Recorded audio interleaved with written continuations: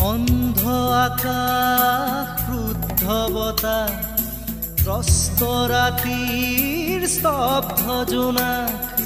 অন্ধ মনৰ বন্ধ কোঠা হিংস্ৰ প্ৰেমৰ মুক্ত প্ৰকাশ মুকুতি